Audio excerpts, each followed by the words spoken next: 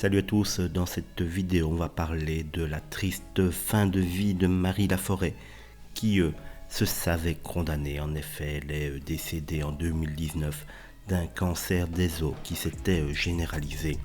Maïtena Doumenac, plus connue sous le nom de scène de Marie Laforêt, née le 5 octobre 1939 à Soulac-sur-Mer, est donc décédée le 2 novembre 2019 à Genolier en Suisse, où elle avait décidé de vivre ses derniers jours. Très jeune, Marie Laforêt se démarque par son caractère déjà bien trempé et surtout un talent pour énormément de choses, car comme vous le savez, elle était une actrice et une chanteuse assez performante. Sa carrière commence après qu'elle ait remporté le concours Naissance d'une étoile organisé par Europe numéro 1 en 1959. Elle décroche alors un rôle dans le film de Louis Malle, Liberté, remarqué par Raymond Rouleau. Elle fréquente alors les cours de théâtre de celui-ci. Le projet de film de Louis Malle est abandonné. C'est Alain Delon et Maurice Ronet dans le film Plein Soleil du metteur en scène René Clément que Marie Laforêt va faire sa première apparition remarquée au cinéma. Effectivement, elle est tout simplement sublime à l'écran. C'est en août 1977 qu'elle s'installe en Suisse et renonce aux enregistrements afin d'échapper à la surmédiatisation et pouvoir écrire des livres dans l'anonymat.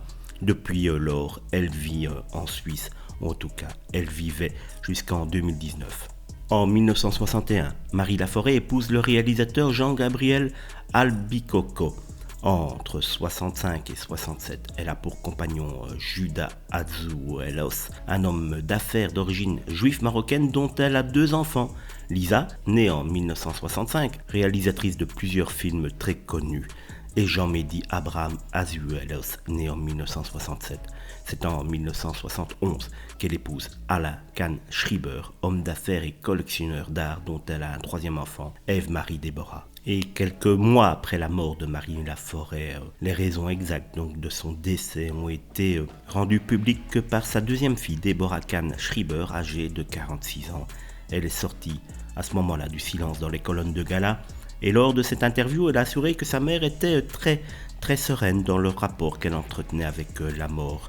Pour cause, depuis de nombreuses années, on apprend que Marie Laforêt était devenue très croyante et s'impliquait de plus en plus dans la vie de sa paroisse.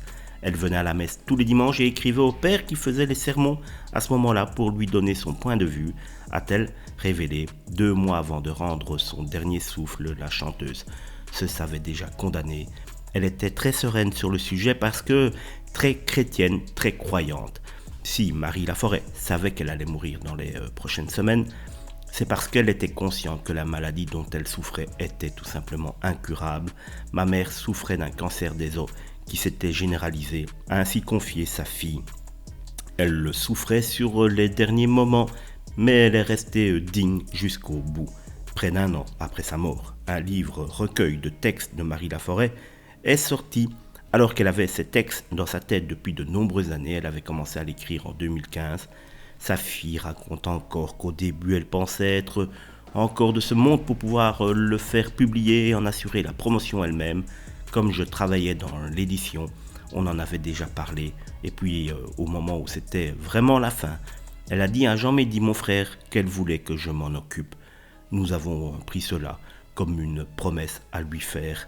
Marie Laforêt est donc décédée malgré des rapports compliqués avec ses enfants tout au long de sa vie, puisqu'elle les avait en partie abandonnés durant leur jeunesse pour s'occuper plus de sa carrière.